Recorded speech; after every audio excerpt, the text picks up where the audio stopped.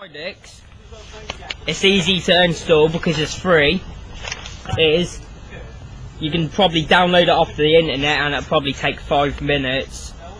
Other than Microsoft Mac or whatever it is, and Microsoft Office as well.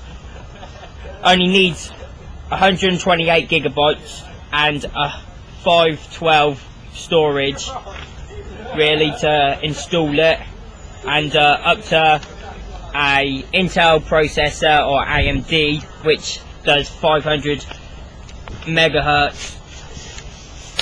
What does Windows do? Well, I'm doing Windows XP Home Edition, and to run it you need to have a processor that uses at least 233 megahertz, 64 megabytes of RAM, 1.5 gig hard drive space, and a monitor and video adapter with Super VGA 800 by 600 or higher resolution. Well, I'm doing Linux Lite Edition, and some of the features are easy maintenance. You don't have to actually have a web firewall or anything like that, because you update it by patches off the internet, off a Linux site. They're really basically to use. They're also similar to Windows and a Mac as well. Like, the visual is similar to a Mac, and the actual start bar and everything is similar to Windows as well. Windows XP, some of the features there, it's got an easy improved desktop compared to Windows 95 and 98, 2000 ME, things like that. It's got easier files and settings because of the transfer wizard. You can easily restore the system. You can quickly and easily switch users. It's basically runs most programs. It's really easy to use. I'd recommend it personally. It's ideal for home use and some small office use. With Linux, it comes on with OpenOffice instead of Microsoft Office. It does exactly the same as Windows, Microsoft Word, and processing and stuff like that, like spreadsheets and that. It's also got games on it, which is standard on any like OP. It's really easy to install. You can get it for free anywhere. But basically, I would say that it's easier for ideal person for, I know, someone who ain't got very much money, and the hardware is really simple. Like, any kind of standard computer could run it, and you don't have to really sell it to anyone either because it's free offline.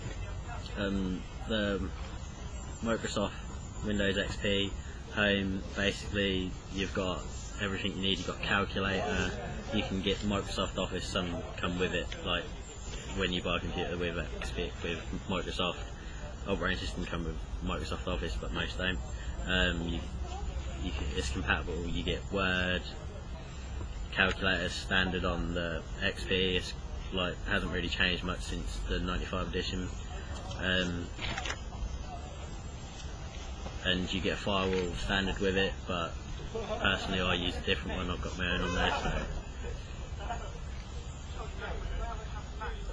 So. I'm going to be talking about the Mac OS Leopard, which is one of our operating systems we're going to be talking about. To run it, you need a processor. It must be an Intel PowerPC G5 or G4, 867 megahertz. You must have a DVD drive installed, at least 512 megabytes of RAM. Additional 1 gig of RAM is recommended for development purposes. If you're going to edit videos and so on, at least 9 gigabyte disk space. That's everything installed. Some of the end user features are back to my Mac. Feature for mobile users, access their files from home, so on. The dashboard is pretty easy to use. Just click a button and they all flick up at the side.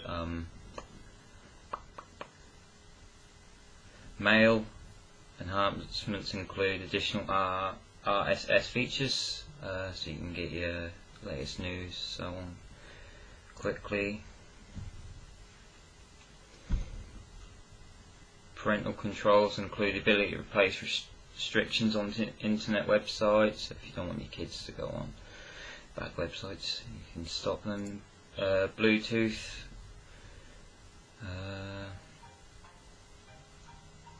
The web browser for it is Safari 3, which is a really simplified web browser that I personally use, and is very easy, very quick, it's minimalistic. It's really designed for more people that's got more money, because they all come with Mac computers. So Mac computers are a lot more expensive than traditional PCs. They're more based on web design and video editing.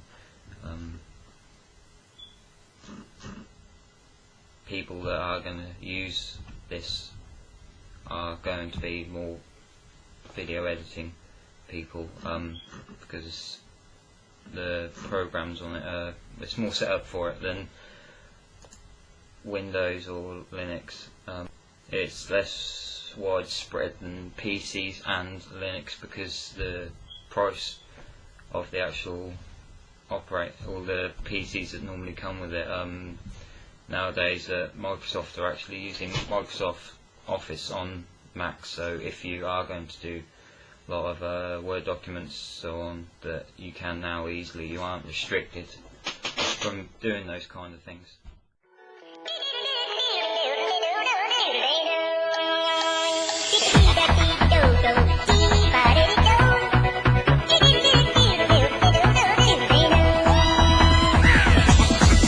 Here we go.